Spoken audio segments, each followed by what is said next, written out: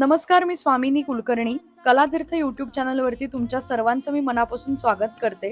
नुकताच ढेपेवाड्यामध्ये कलातीर्थ भजनी मंडळाचा कार्यक्रम झाला. कलातीर्थचे संचालक आणि कलातीर्थ भजनी मंडळाच्या विद्यार्थिनी यांनी ढेपेवाड्यात जाऊन अतिशय आनंदात, उत्साहात असा भजनाचा कार्यक्रम सादर केला. तो संपूर्ण दिवस आपण या आजच्या मिनी व्लॉग मध्ये बघणार आहोत. सगळ्यात आधी पुण्याहून सकाळी आम्ही ढेपेवाड्याला जायला निघालो.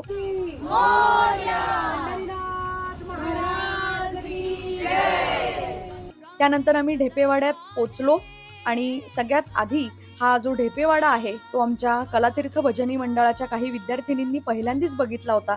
त्यामुळे आमच्या सर्व विद्यार्थिनींचा आनंद त्यांच्या चेहऱ्यावरती दिसत होता की आपण इतक्या छान ठिकाणी आलोय आणि इकडे येऊन आपण छान भजन सादर करणार आहोत. आमच्या सर्व विद्यार्थिनींचा आनंद त्यांच्या चेहऱ्यावरती दिसतोच आहे. हा ढेपेवाडा पुण्याजवळच मुळशीमध्ये निसर्गाच्या सानिध्यात आपल्याला बघायला मिळतो.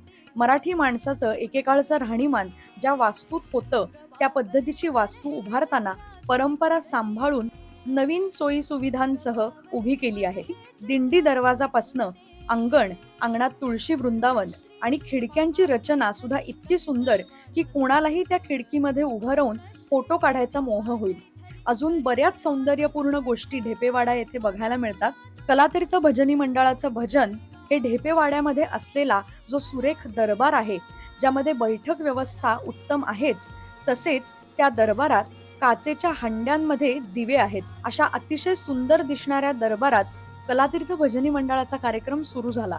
या कार्यक्रमाचा संपूर्ण व्हिडिओ कलातीर्थ युट्यूब चॅनलवरती ऑलरेडी आलेला आहे. कलातीर्थच्या युट्यूब चॅनलवरती जाऊन आवर्जून तो व्हिडिओ बघा. भजन झाल्यानंतर कलातीर्थ भजनी मंडळाच्या सर्व विद्यार्थिनींनी भोजनाचा आस्वाद घेतला. भोजनासाठी देखील ढेपेवाड्यामध्ये पाट आणि चौरंग याची व्यवस्था आहे.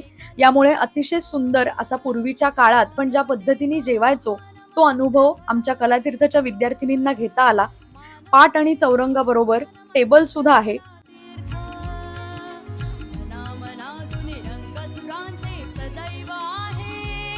भोजनानंतर ढेपेवाड्यामध्ये जो मोठा चौक आहे त्या मोठ्या चौकात सर्व विद्यार्थिनी एकत्र जमल्या. छान गप्पा गोष्टी झाल्या, काही गाणी झाली.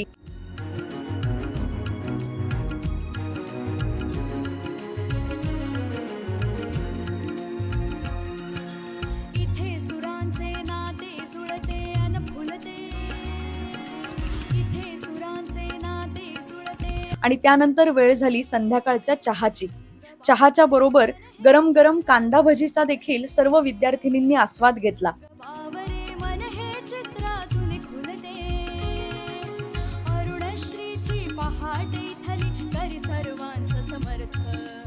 त्यानंतर आम्ही सर्वजण पुण्याच्या दिशेने जायला निघालो. ढेपेवाड्यामधला हा दिवस खऱ्या अर्थाने खूप आनंदात, उत्साहात आणि संगीतमय साजरा झाला.